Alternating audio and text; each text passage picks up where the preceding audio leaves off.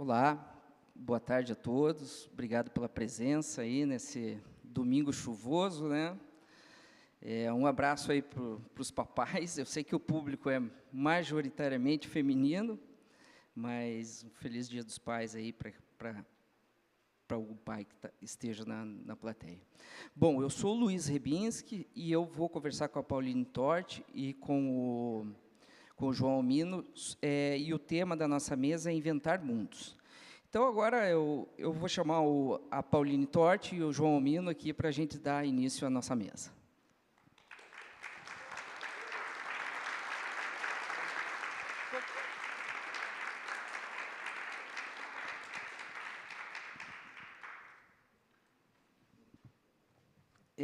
Bom, pessoal, eu vou fazer uma...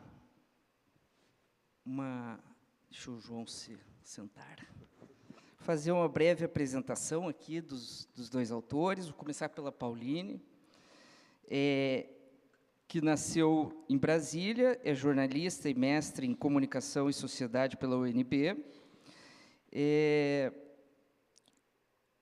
Erva Brava, seu livro de contos, foi vencedor do prêmio APCA e finalista do Jabuti 22.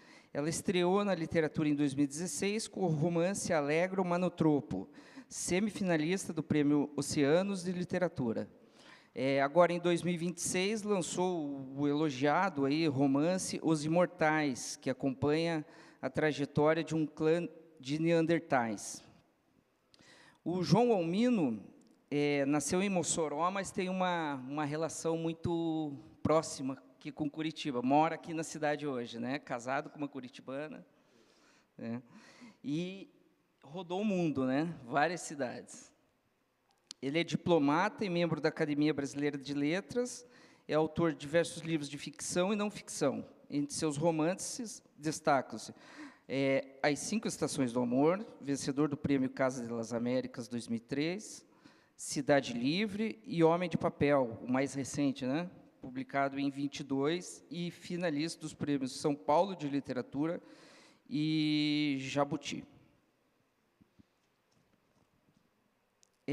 Bom, o nosso tema aqui é inventar mundos, e o tema do festival também tem a ver, acho que muito com a nossa mesa aqui, que é contar histórias, ler o mundo, né? E eu quero linkar, começar a pegar esses dois temas e já linkar com outro que eu acho que tem muito a ver com vocês dois, que é o gênero romance, né? A Pauline tem 2 romances, o João tem vários, né? Quantos? 8, né? 8 romances, apesar de os 2 já terem publicado outros livros de outros gêneros, né? A Pauline tem um livro também muito elogiado de contos, e o João escreve também não ficção, né? Eu queria que vocês fizessem uma reflexão sobre, assim, o romance é um gênero, se a gente pegar ali de Dom Quixote para cá, é um romance que já passou por diversas transformações, né? Já foi dado como morto, mas segue vivo. Eu gostaria de saber se vocês, quando vocês começam um romance novo, se esse peso da história da literatura de alguma forma afeta vocês para começar um romance, pensando o que eu posso fazer de novo num gênero que já foi tão testado, né? Já foi feito de tudo quase, ou não, ou é uma coisa mais instintiva que vocês sentam ali e resolvem e não pensam muito nisso. Vamos com a Pauline? Boa tarde, feliz Dia dos Pais, para quem é pai, para quem é filho de um pai. Obrigada pelo convite, Rogério Pereira. Eu não sei se eu penso no que vai dar quando começa uma narrativa assim. Na verdade, por exemplo, quando eu estava escrevendo Erva Brava, e a primeira cena que me chegou foi a de um trabalhador soterrado num silo de grãos, e depois, quando comecei a escrever Os Imortais, a primeira cena que me chegou foi a desse homem neandertal numa caçada de javalis, meu primeiro romance, que é uma publicação mais antiga, esgotada. A primeira cena foi desse filho no enterro de um pai. Eu não sabia muito bem onde ia dar, se ia ser, que tipo de texto, né, qual o gênero, qual a espessura desse texto, se vai ser um romance, se vai ser um livro de contos, se vai ser um conto isolado. Eu acho que é alguma coisa que você descobre, pelo menos no meu caso, porque isso sempre vai variar, né, de pessoa para pessoa, cada autor tem seu processo, seu modo de se relacionar com o texto, mas eu acho que é a curiosidade de saber quem é essa pessoa que apareceu para mim nessa imagem, que lugar é esse, quais são as relações que ela estabelece, e aí calha de vir a ser um romance, um livro de contos, como foi o caso do Erva Brava. Mas, para mim, pelo menos, não é um processo calculado, nem penso na narrativa em relação a outras, né? Do tipo, poxa, mas já essa linguagem ou esse formato talvez já esteja gasto, entre aspas, ou já se falou de tudo. Em nenhum momento eu penso por aí, né? Em relação a outras coisas. Eu acho que a energia no meu processo, né, a energia da escrita eu jogo para dentro do romance, né, para dentro da escrita, não tento dispersar em relações e coisas que acontecem fora. Até depois, se eu tiver de, por acaso, confirmar alguma coisa, ou saber se algo se dá como eu intuí, como, por exemplo, na escrita dos Imortais, aparecem cavalos, né, cavalos do Paleolítico. Essa talvez tenha sido a única pesquisa que eu fiz especificamente para o livro, depois já de ter avançado bastante no processo de escrita.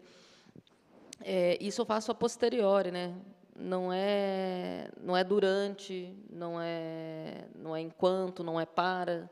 É alguma coisa que acontece depois, às vezes algum ajuste que precisa ser feito, mas o gênero, a extensão, a espessura, o tom, tudo isso acho que eu vou descobrindo, e é esse que é o grande prazer da escrita para mim. É a descoberta, né? Tem gente que fala muito da angústia, acho que a angústia faz parte da escrita, mas se eu só me angustiasse, eu não escreveria, né? Eu acho que tem esse grande prazer de descobrir que lugar é esse, para onde que ele vai me levar. João. Bom, começando só pelo final, né? O processo, para mim, é penoso, é doloroso, mas ele chega um momento que é só prazer.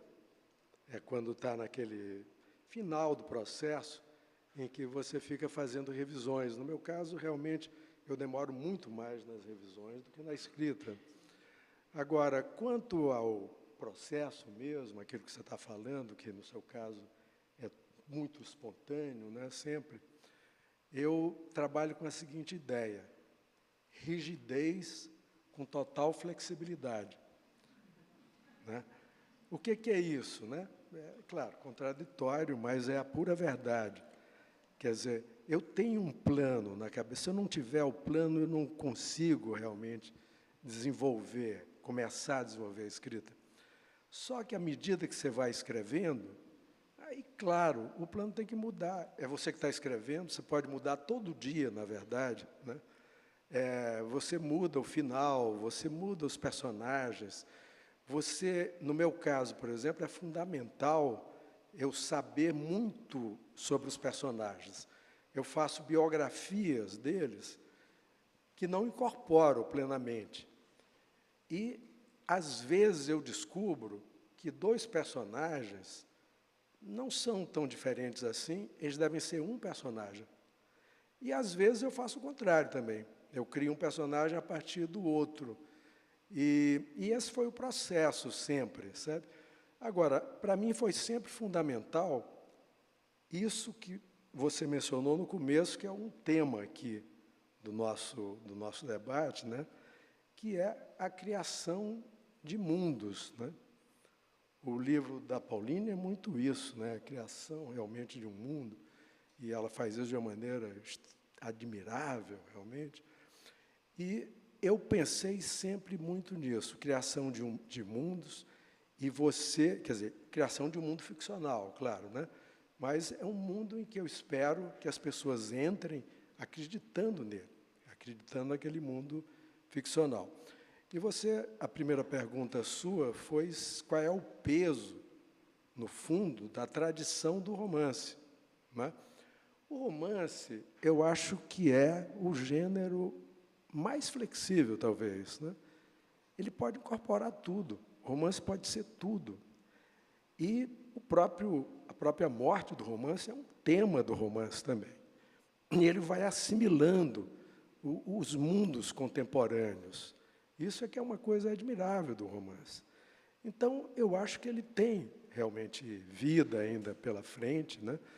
E uma preocupação que eu tive lá no começo, meu primeiro romance é de 1987, era de não repetir propriamente os outros que foram grandes referências para mim, e, por outro lado, não me repetir a cada romance, com a preocupação de que cada romance tenha uma técnica diferente. Eu acho que, até agora, eu tenho conseguido, apesar de serem 8 romances.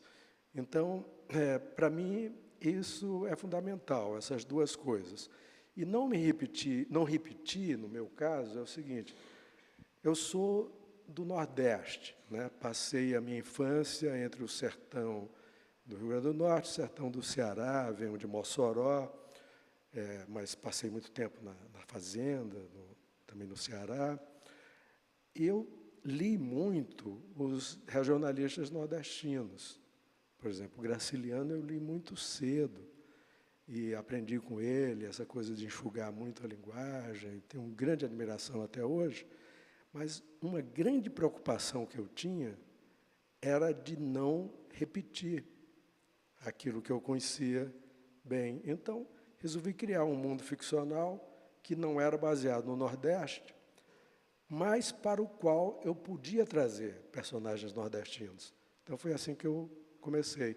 Até que eu cheguei a um romance em que eu disse, não, eu vou escrever, agora já não tenho mais essa preocupação, vou escrever meu romance nordestino. Eu escrevi, mas é o meu 7º romance, Entre Facas e Algodão. É um pouquinho diferente dos outros, porque, de fato, esse é um romance que vai lá ao Nordeste e vem lá, e vem aquelas fontes, que foram primeiras leituras, entre as quais o Graciliano, né? Então, é isso. Seguindo nessa questão, tem aquela velha máxima de que a realidade não dá conta da vida, por isso que, né, as pessoas criam, tal. Vocês acreditam nisso?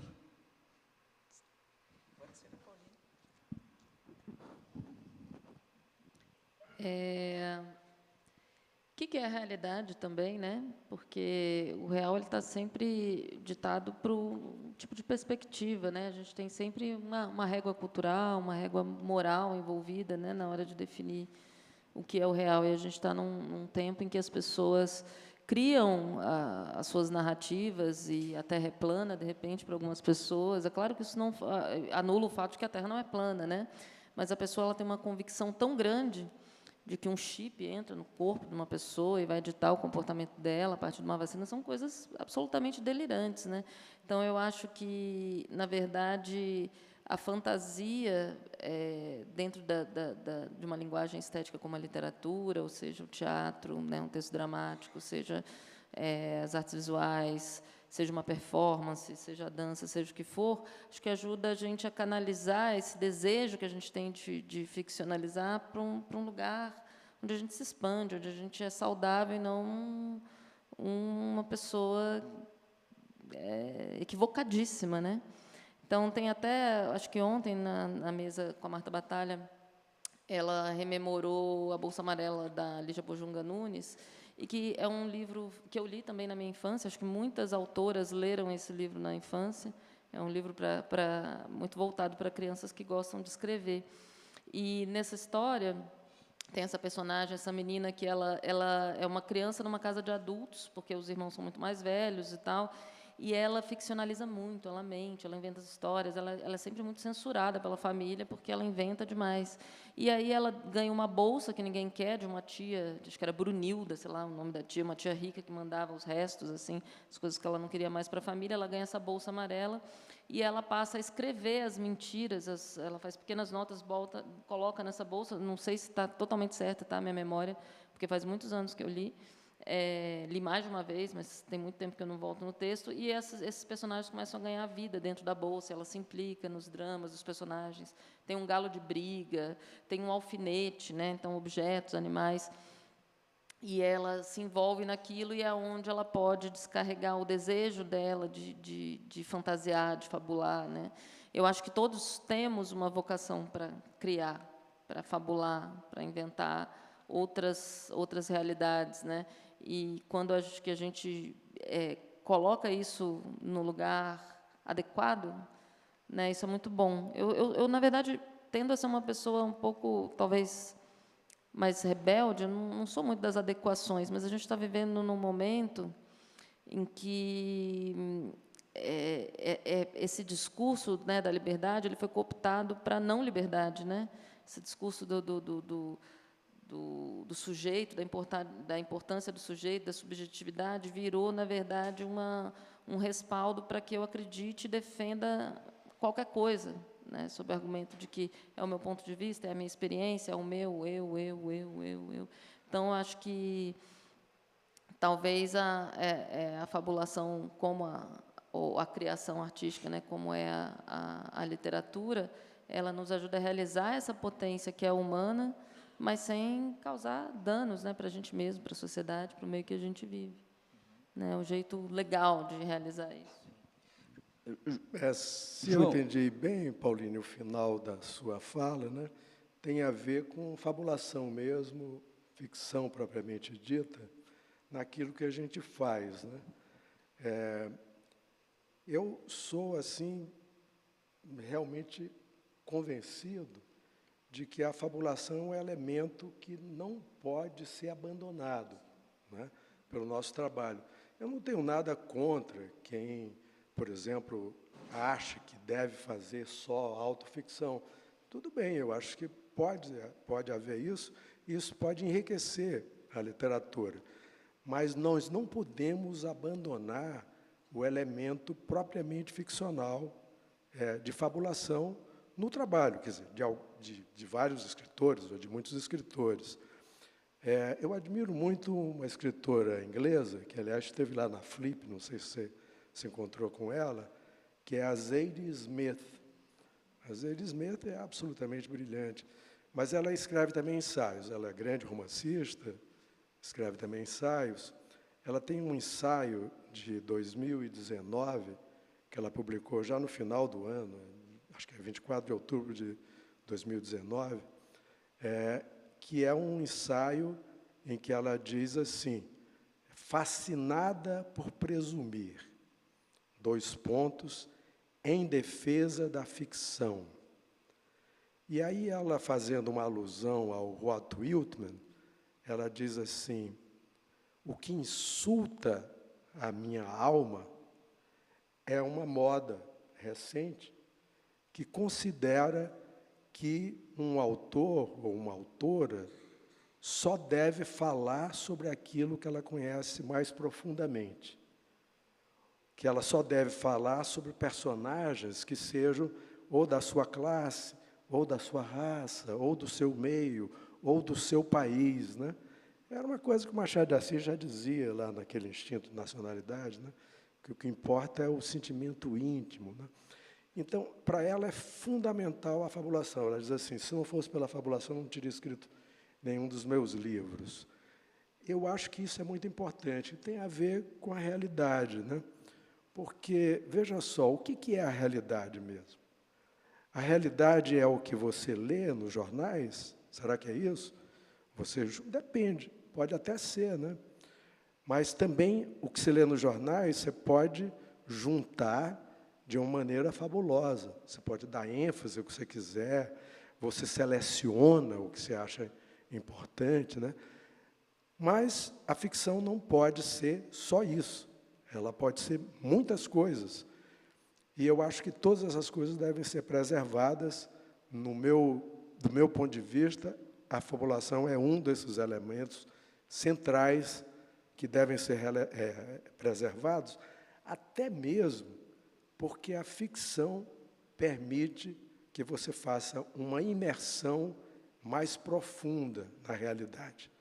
A ficção humaniza, é uma frase que tem sido repetida, mas eu acho que quem desenvolveu isso muito bem foi o maior crítico, a meu ver, brasileiro, do século XX, que é o Antônio Cândido. Quer dizer, a ficção humaniza, ela, quando o leitor entra realmente no universo da realidade ficcional, ele vai fazer uma imersão profunda nele mesmo, né? Não só no seu intelecto, mas nas suas emoções profundas, né?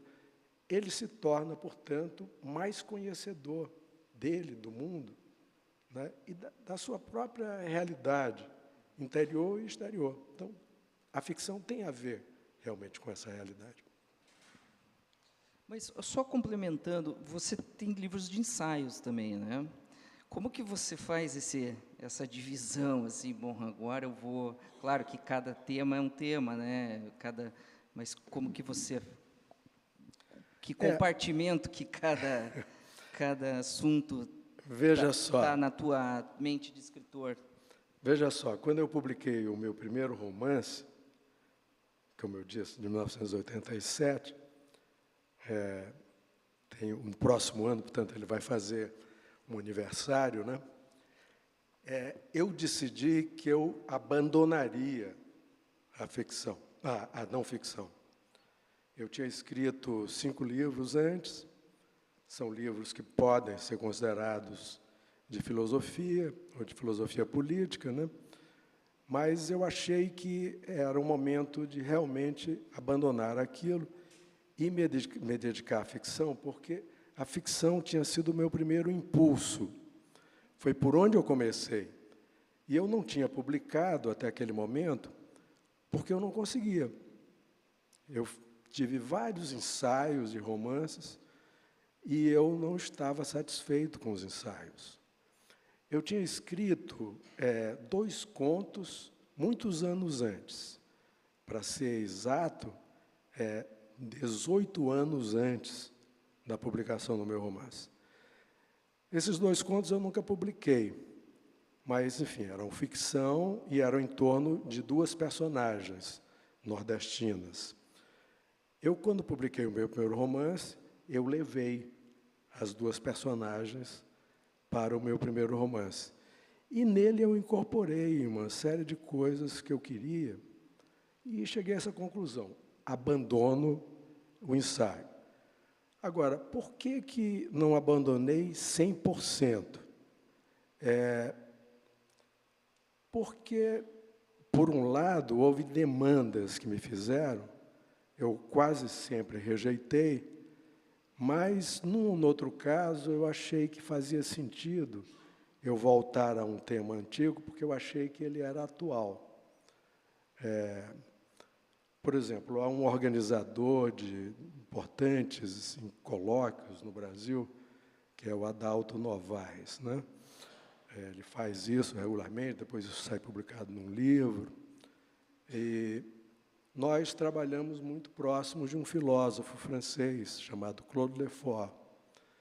Há anos ele me diz: olha, João, os seus temas são temas atuais, precisamos de você para fazer um ensaio, né, em torno do pensamento, em torno, basicamente, do autoritarismo, foi um tema ao qual me dediquei, e ao pensamento do Claude Lefort.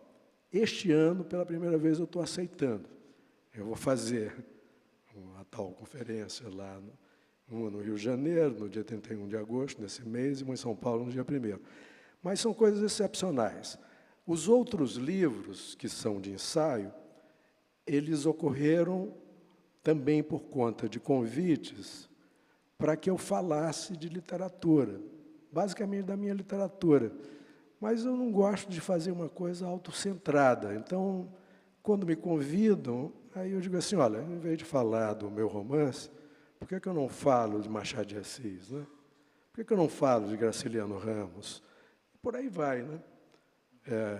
Agora, inclusive, eu fiz, antes de ontem, uma palestra num lugar bem interessante.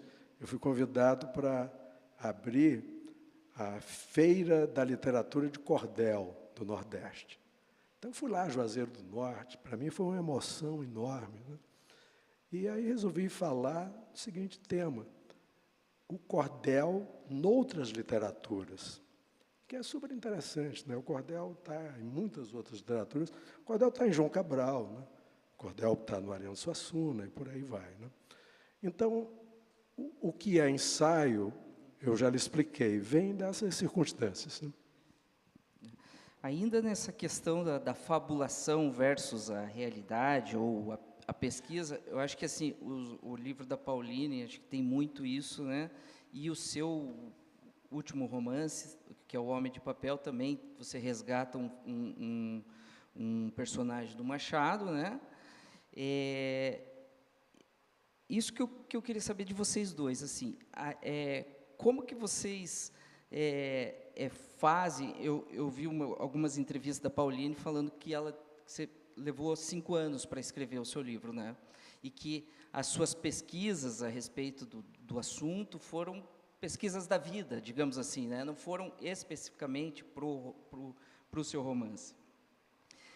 Eu gostaria de saber como que vocês separam essa questão da pesquisa da fabulação, assim, de repente vocês ficam com algum receio de pesquisar demais e deixar a fabulação um pouco para trás e virar uma coisa, né, que vocês não planejaram inicialmente?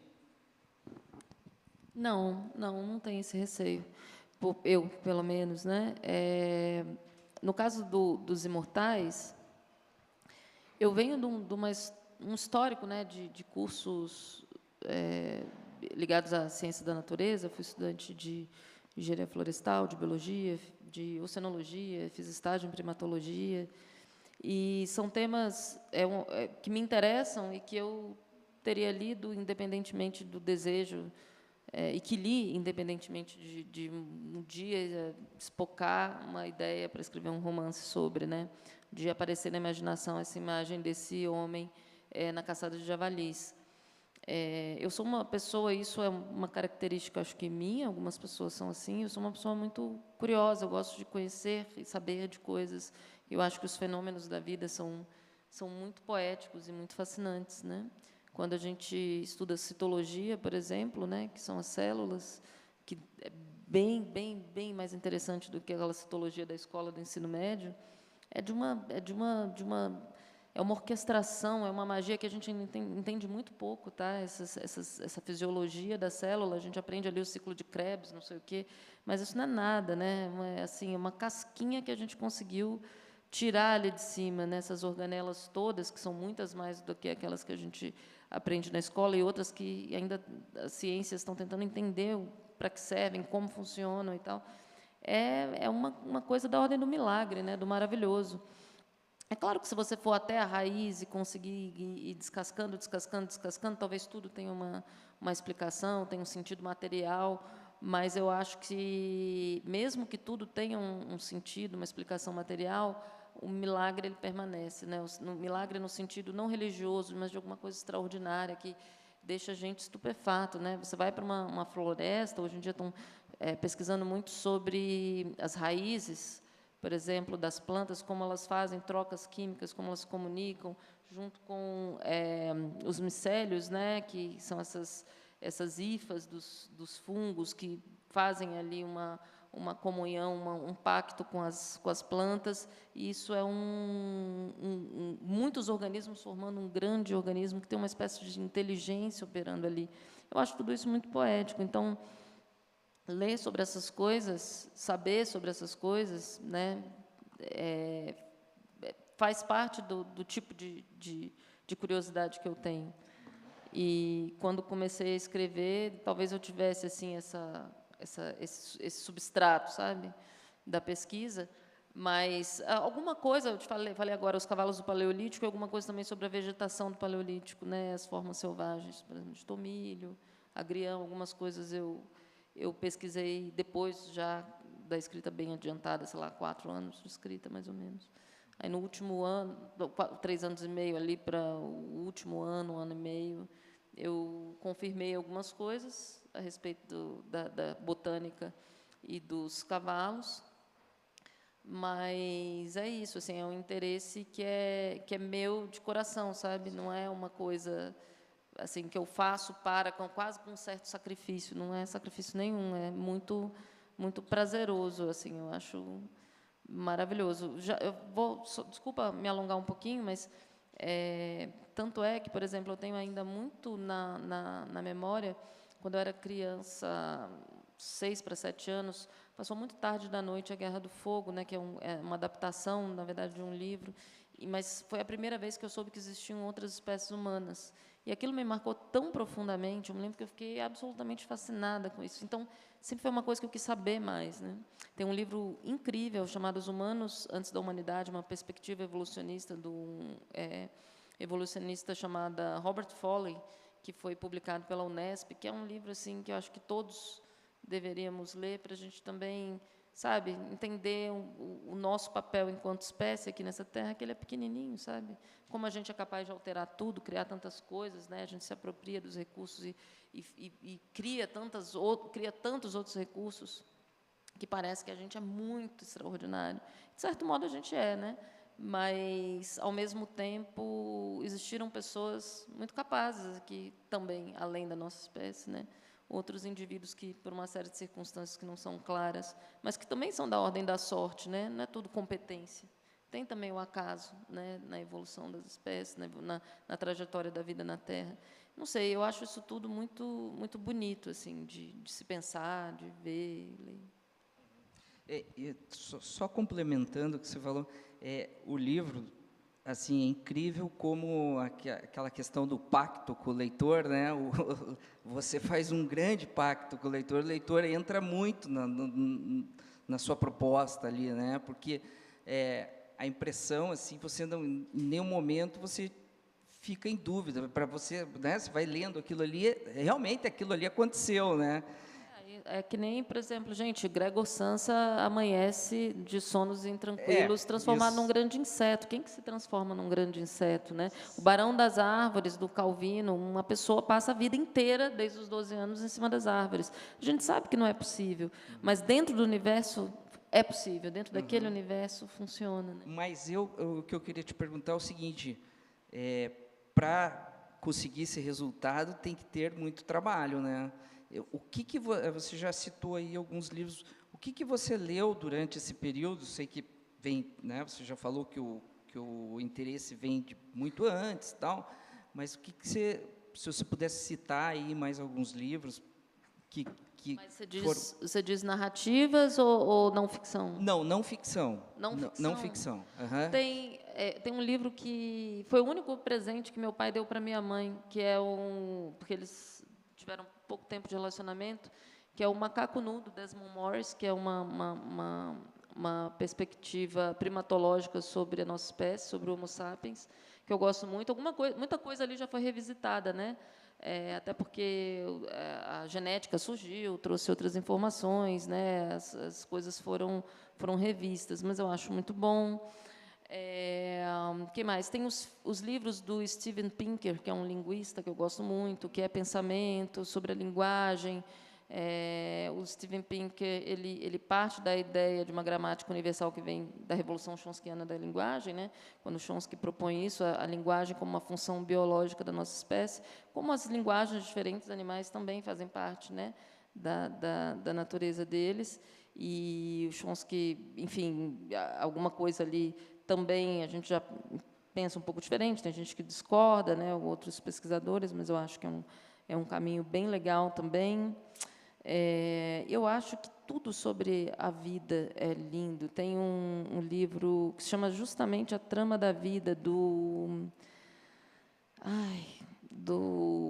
é porque o pai dele chama Rupert Sheldrake, que é um outro biólogo que eu adoro, mas que ele é bem pouco ortodoxo, mas o filho é não sei o que Sheldrake, que é um especialista em fungos, que saiu pela UBU em parceria com a Fósforo, que é A Trama da Vida.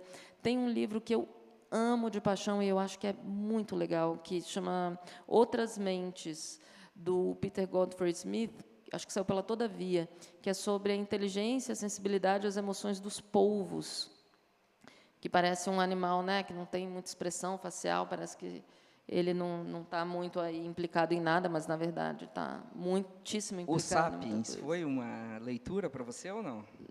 Eu não tenho muita simpatia. Não curtiu? Não, eu vou te dizer, assim, entendo, acho que é legal para popularizar um pouco alguns conhecimentos, mas eu tendo a ir na raiz da coisa, né? O Yuri sem desmerecer as pessoas que trabalham com história, ele é historiador, mas eu não sei, eu acho que ali o conhecimento biológico não é bem o que me interessa, não. Eu acho que ali já é uma apropriação de um discurso que talvez não seja bem o lugar onde ele... Bom, ele deve estar confortável, né, de falar desse lugar, mas eu, pessoalmente, não tenho tanta simpatia, não, pela literatura dele. João, Respondendo a mesma pergunta, né?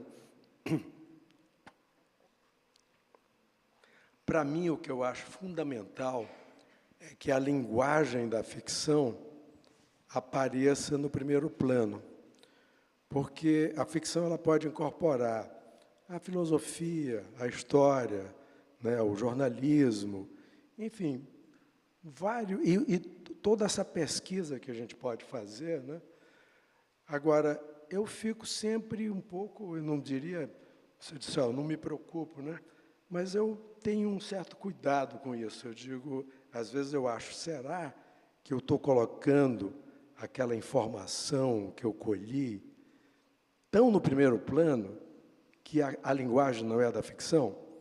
Então, eu tenho realmente esse cuidado. Eu acho que a linguagem da ficção, ela abrange tudo isso, né, que é importante, quer dizer, o jornalismo é importante, obviamente o trabalho do historiador é importante, a da filosofia, assim por diante, mas se eu fizer um manual, né, voltado para a filosofia, ou para a moral, ou, enfim, ou para as ideias políticas, ou o que seja, aquilo vai estar num plano que, a meu ver, não é o da ficção. No meu trabalho, eu fiz pesquisa. Há 2 livros em que a pesquisa pesa mais. Um é Cidade Livre, que eu até gostaria de mencionar, porque é um livro já um pouco antigo, né, de 2010, mas tem uma curiosidade esse ano, até a editora pretende talvez fazer uma outra edição, porque é um livro que se passa num acampamento para o qual vieram os engenheiros, os trabalhadores, aqueles que iriam construir Brasília. Vieram em novembro de 1956, na verdade, estabeleceram o acampamento em 1957, né? E ali veio assim, uma grande variedade de pessoas. Por exemplo, os místicos. A tia Neiva, que era uma caminhoneira, né, veio, depois criou uma seita, o Vale do Amanhecer. Vieram pessoas de fora, por exemplo, uma condessa polonesa se instalou lá, abriu um hotelzinho, abriu um cinema. Vieram pessoas conhecidas internacionalmente, por exemplo, Aldous Huxley esteve lá, porque ele tinha um projeto de criar um romance em torno de uma utopia, e que ele veio a publicar, aliás, em 1963, A Ilha, mas ele achou assim, seria interessante ver o surgimento de uma cidade que poderia ser uma utopia. Então, para que eu construísse essa história, que se passa em 1956 a 1960, o que é que eu fiz? Eu fui às crônicas do lugar, juntei toda a papelada que existia sobre aquilo, inclusive os mapas, sabe, os mapas de cada um dos anos, para saber como é que era em cada ano, por onde que as pessoas passavam, onde é que ficava o açougue, onde é que ficava a igreja, né? Por exemplo, num livro de geografia, eu vi a direção dos ventos nas épocas do ano. Só que não aparece lá como livro de geografia. O que aparece é assim, o vento bateu na saia da tia Matilde, né? Vinha de tal lugar, em tal outra direção, porque essa era a época do ano. Quer dizer, então, esse cuidado eu acho que eu tive de incorporar. O outro romance que foi muito pesquisado, e aí eu achei que a pesquisa estava um pouco pesada, é um romance que se chama Enigmas da Primavera, para o qual eu precisava de fazer uma imersão profunda no pensamento islâmico, em mais de uma tendência, nas tendências mais radicais e nas tendências moderadas da tolerância, que é outra tradição do Islã, que foi muito ressaltada, por exemplo, pelo Lévi-Strauss. Então, por exemplo, para esse romance, eu fiz 2 leituras inteiras do Corão. Uma tradução para o francês, uma tradução para o inglês, e também uma tradução para o português, na verdade, depois eu cotejei. Aí, o que eu fiz para tentar isso que eu estou dizendo para vocês? Como colocar a ficção no primeiro plano? Eu me lembrei, né, que o Thomas Mann, na Montanha Mágica, faz diálogos primorosos que têm a ver com o pensamento da época, com as discussões, com questões cruciais, e ele não transforma aquilo em caricaturas do pensamento da época. Ele cria personagens, ele muda um pouco aquelas ideias, e ele consegue confrontar as ideias muito bem através de diálogos primorosos. Então, por exemplo, eu fiz 2 leituras muito cuidadosas da Montanha Mágica para tentar ver como é que se faz uma coisa desse tipo, né?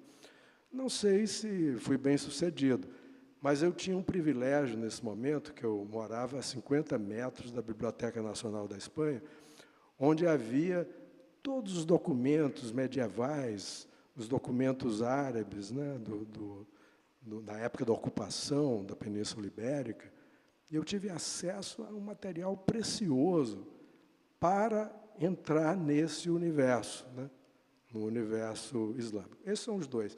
Você mencionou Homem de Papel, mas, no caso de Homem de Papel, sim, eu conheço profundamente os livros do Conselheiro Aires, que eu já li muitas vezes, Isaú e Jacó, e o Memorial de Aires, que eu acho, por sinal, o melhor de todos os livros do Machado de Assis. Realmente, o Memorial, para mim, é o grande livro. Mas são os 2 livros do Conselheiro Aires, né? O Isaú e Jacó foi escrito pelo conselheiro já para ser um romance. O Memorial eram diários, o editor, que se chama M.D.A. selecionou algumas coisas do diário, só de 3 anos, e criou uma narrativa em torno daquilo. Agora, eu não reproduzi esses romances. Quer dizer, a minha pesquisa não foi essa. O que eu fiz foi o seguinte: entrar um pouco na personalidade do conselheiro, tentar entendê-la, né, melhor, e trazer o conselheiro para o mundo contemporâneo. Como é que ele estava lá tentando mediar entre republicanos e monarquistas, né? Ele servia um salmão e aí conseguia a concórdia, conseguia um diálogo civilizado, né? Bom, como é que seria esse homem hoje em dia, né? Aí ele vem, ele faz todas as tentativas possíveis e imagináveis, né? Ele cria até uma conta no Instagram, por exemplo, ele faz, né? E, na verdade, não dá muito certo, né? Mas a minha ideia foi essa, trazer essa personalidade para o mundo contemporâneo, um personagem machadiano, e, portanto, essa pesquisa não foi a pesquisa propriamente do romance, né? Quer dizer, eu não fiz uma paródia, digamos, dos romances do Machado de Assis. Eu trouxe realmente o personagem para entender as discórdias, né, os problemas contemporâneos, tal como ele tinha a preocupação de encarar na sua época, e ver como é que seria o comportamento dele. Você falou numa palavra aí, João, você falou em diálogo, né? É interessante porque você é conhecido como, né, um ótimo fazedor de diálogos, os seus livros têm muitos diálogos, e o romance da Pauline, por sua vez, né, pelas características, não tem diálogo, né? Não tem, os personagens, no máximo, dão uns murmúrios lá, né? Eu gostaria de saber da Pauline como que foi fazer esse livro, né, sem o diálogo, é uma narrativa, né, que corre ali, sem muita... É mais mímica, né, que você descreve e tal. E para o João, como que é, né, usar esse recurso num romance e a importância dele nos seus livros. Pode? Lembrei o nome do biólogo, é Merlin Sheldrake, da Trama da Vida.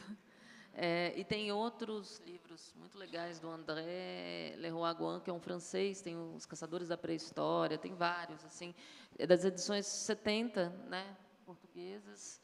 Essas edições a gente só acha em sebos por uma pequena fortuna, mas nada que vendendo ruim não se resolva, mas são livros incríveis. O André é muito criticado também, mas pela método de trabalho dele, mas ele mesmo ilustrava os livros, é uma coisa incrível. Sobre a comunicação, bom, daí eu voltando um pouco para esse meu interesse na evolução da linguagem, né? Não sei, são coisas que eu me pergunto, né? Qual era o encantamento do mundo para a gente antes de que a gente tivesse tantas coisas explicadas, né? Quando a gente é criança, a gente fica, não sei vocês, assim, mas eu me lembro de imaginar explicações para as coisas, né? Então, o que é o arco-íris? Por que chove? Óbvio, algumas coisas eu já sabia, né? Que a água evapora, chove e tal.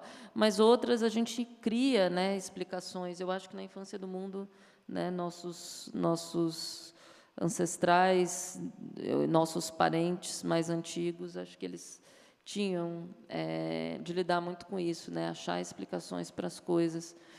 E essa foi sempre uma curiosidade, né? Como a gente começou a falar, em que momento, como, quando.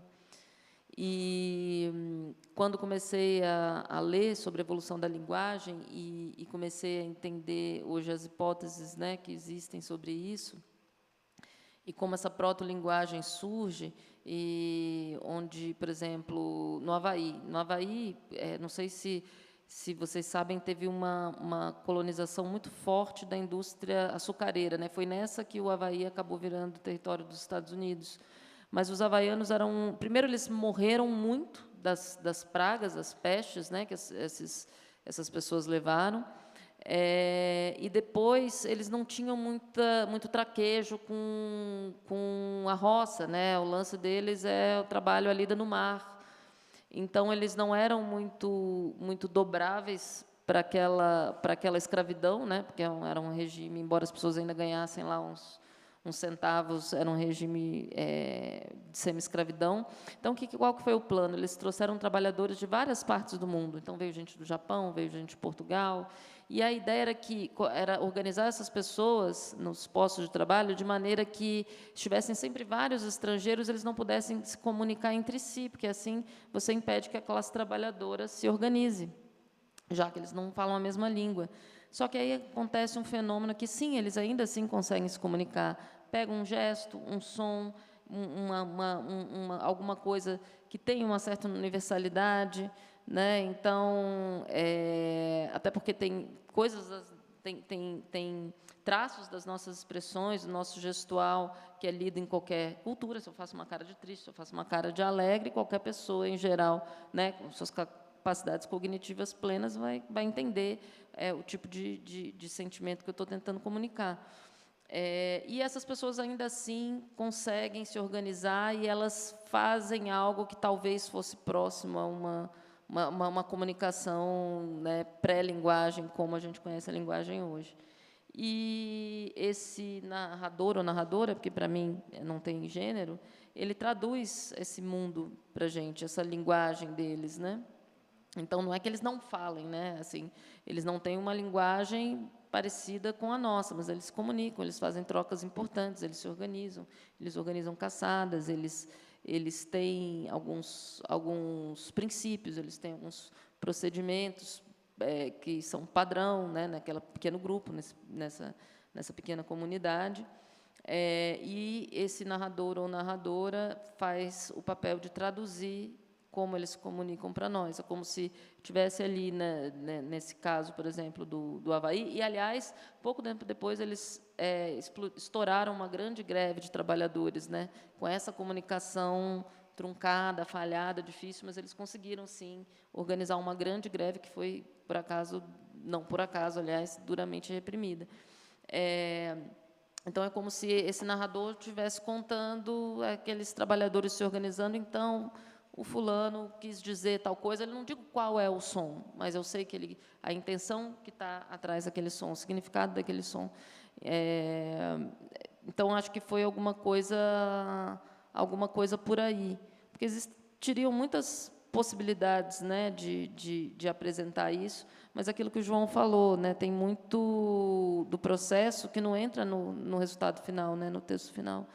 Então, tem outras vozes, outras coisas que estão comigo, que fizeram parte da escrita, mas que não entraram no livro.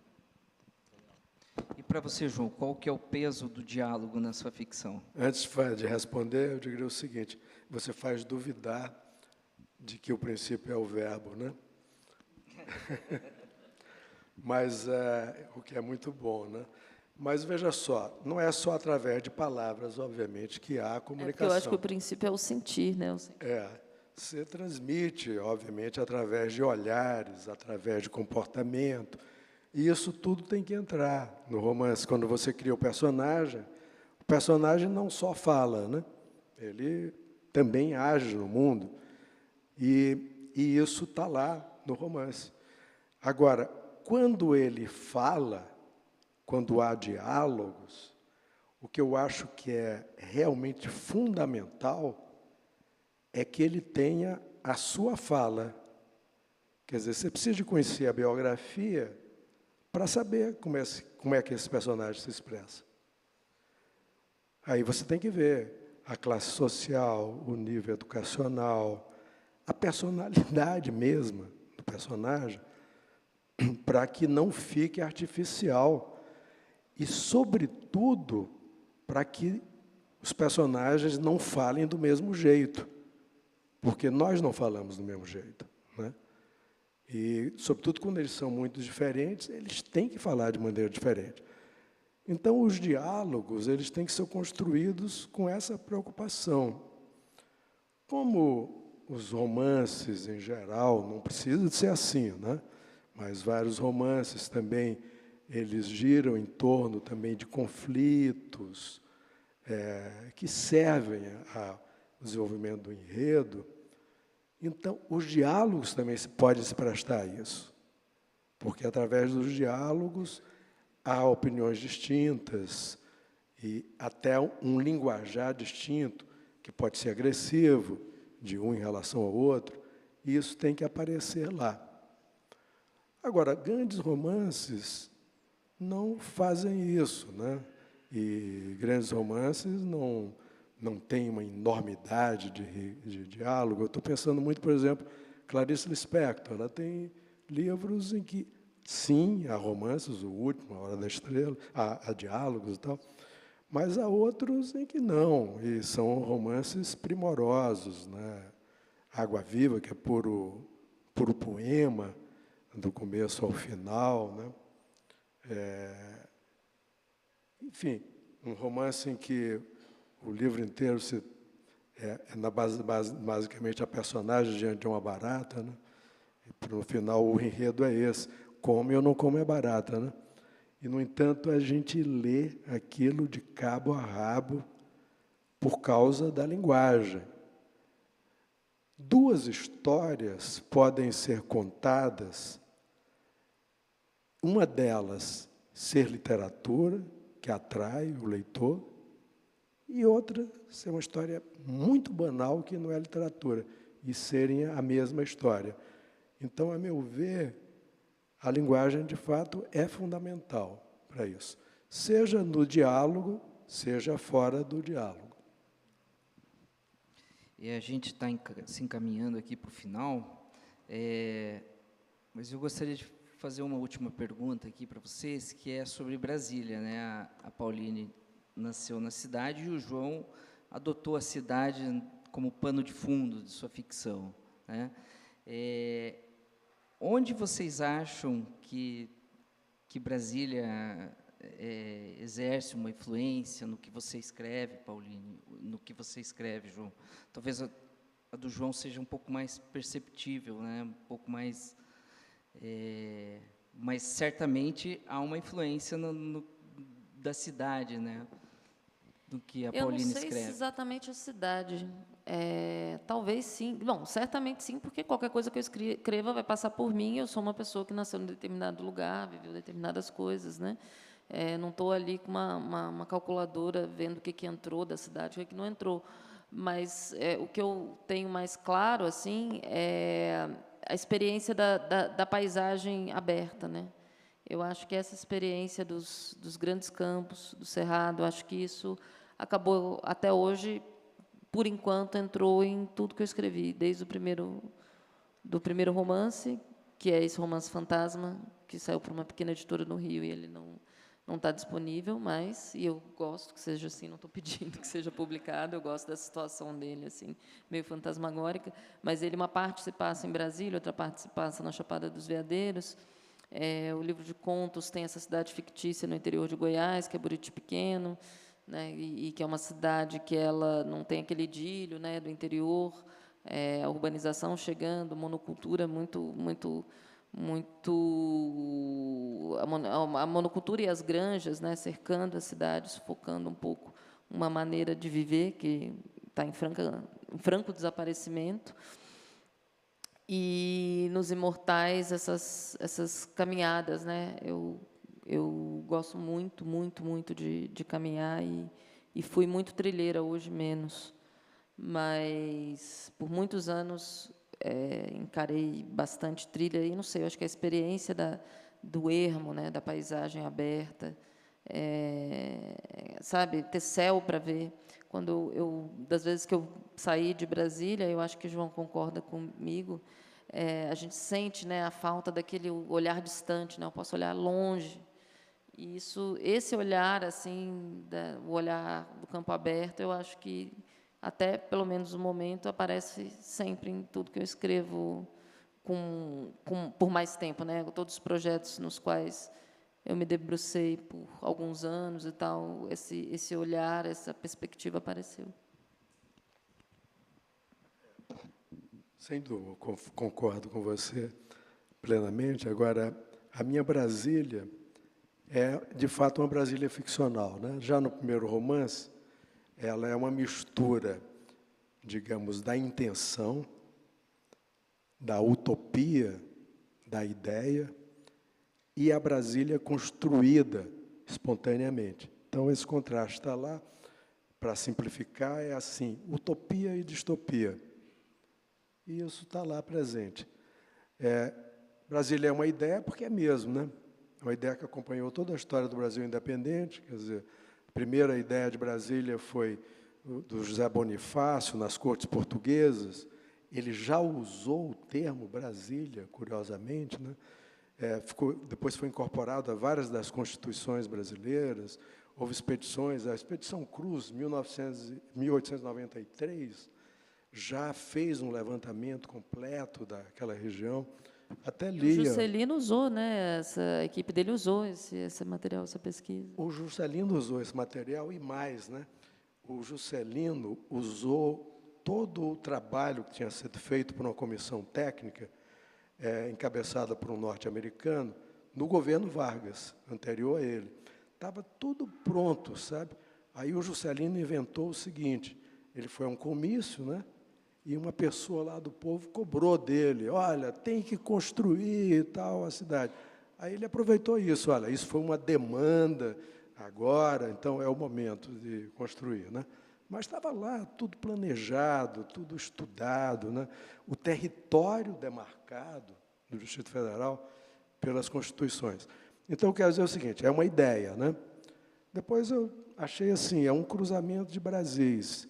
E achei que, naquele começo, pelo menos, né, muito claramente, e achei assim, Brasília é o Brasil e o mundo. O que é que isso significa? Até do ponto de vista da construção dos romances. Por exemplo, o João Cabral levou Pernambuco para o mundo, né? Você vai lá, lê os poemas dele, da Espanha, de Sevilha mesmo, tem poemas assim, Nordeste, não Nordeste, né? Você lê as paisagens, tem muita paisagem nordestina, lá na Espanha, por exemplo, ou mesmo no Equador, onde ele também escreveu poemas e viveu. No meu caso, eu achei assim, eu trago tudo para aquele mundo ficcional.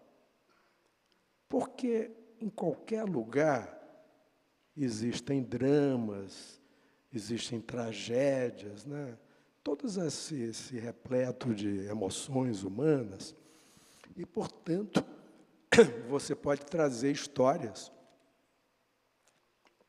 de onde você quiser para Brasília. Não é, quer dizer, no meu caso, para Brasília, mas não é coisa original, sabe? Eu gosto até de inverter uma frase do Guimarães Rosa, do Riobaldo, que diz assim, o sertão está em toda parte. É dizer o seguinte, toda parte está no sertão. Ele, por exemplo, ele conversando uma vez com o Haroldo de Campos, ele disse assim, ó, vocês sabem aquele pôr de sol tipicamente mineiro, que está em tal passagem do Grande Sertão? Pois bem, aquilo dali foram as anotações que eu fiz numa viagem à Holanda. Anotei minuciosamente, porque achei um pôr de sol extraordinário. Depois eu misturei com o que eu me lembrava de Minas Gerais, né? Então, é isso. Você, nessa ideia de criar mundos, você pode trazer o mundo até para uma aldeia, né? E minha ideia é um pouco essa. Brasília é a Brasília que as pessoas experimentam no dia a dia, onde elas vivem, mas Brasília é também esse universo. É uma metáfora do mundo moderno, pode ser, né? Com todas as suas contradições. E são essas contradições que alimentam, eu acho, a literatura. Antes de encerrar mesmo, eu só queria fazer uma rápida pergunta para vocês. O que vem por aí? Vocês estão escrevendo alguma coisa? Já tem alguma coisa para ser publicada? Quais os próximos passos dos dois? Eu nunca falo. Eu acho que eu acho que o processo da escrita para mim é uma represa, né? Que ela vai enchendo, enchendo, enchendo. E eu preciso desse desejo de contar, sem contar, porque se eu contar, parte desse desejo vai. Eu sei que não é muito assim, né? Muitas pessoas não têm isso, elas compartilham. Tenho amigas, amigos que são escritores, eles me contam, estou escrevendo isso, estou escrevendo aquilo, outro. E às vezes a pessoa gosta, né, de já ter um feedback ali. Eu fico com o feedback dos fantasmas, assim. Por um tempo eu não falo. Mas eu estou escrevendo, sim. Terminei a primeira versão do Romance Novo. Já saiu alguma coisa? Você, João? Eu acredito muito em disciplina, sabe? Então é o seguinte, quando eu termino um romance, quando ele é publicado, na verdade, que eu vejo que não dá mais para mexer em nada, eu continuo escrevendo, todo dia um pouquinho, né? Com a ideia de que dali vai sair um novo romance, porque eu gosto da narrativa longa, como vocês devem ter notado. Quer dizer, são 8 romances e há um intervalo muito grande entre um e outro. Em vários casos, são 7 anos. O tempo mais curto de intervalo foi 3 anos. Então, essa escrita, eu diria que ela é quase permanente. Todo dia ela avança um pouco. Fala-se muito daquela coisa de brancos diante da página, né? O branco diante da página, para mim, é o seguinte, é fazer a revisão do que está escrito. E aí, ao rever, eu tenho outras ideias, escrevo mais 2 frases, né? Por aí vai. A gente vai fazendo o romance assim, palavra depois de palavra, né? Então, eu estou sempre escrevendo. E, quando eu termino um texto, que eu acho que é o romance, eu deixo na gaveta por um tempo. o tempo suficiente para eu ter certeza de que realmente eu já fiz todas as revisões necessárias. Então, para ser franco com você, eu tenho um novo romance. Eu só não sei quando é que eu vou publicar. Mas pode ser que no próximo ano eu me anime, tirando da gaveta, fazendo mais uma revisão, eu digo assim, ó, não, agora se eu mexer em alguma coisa vai piorar. Então é o momento de parar. Pessoal, então a Pauline e o João vão estar aqui do ladinho para autografar os livros deles. Quem quiser, só chegar ali. E eu me despeço aqui, agradeço muito a Pauline, ao João e a todo mundo aqui que veio nesse domingo chuvoso aqui. Obrigado, viu? Uma palavra... Obrigada. Uma palavra de agradecimento ao Rogério Pereira, curador, a Liana Leão, que também participou aí dessa curadoria, para mim foi muito importante também hoje de manhã, e a você, Luiz, pela moderação, e sobretudo a vocês, né? Heróis e heroínas que num dia frio, chuvoso, vêm aqui nos ver. Muito obrigado.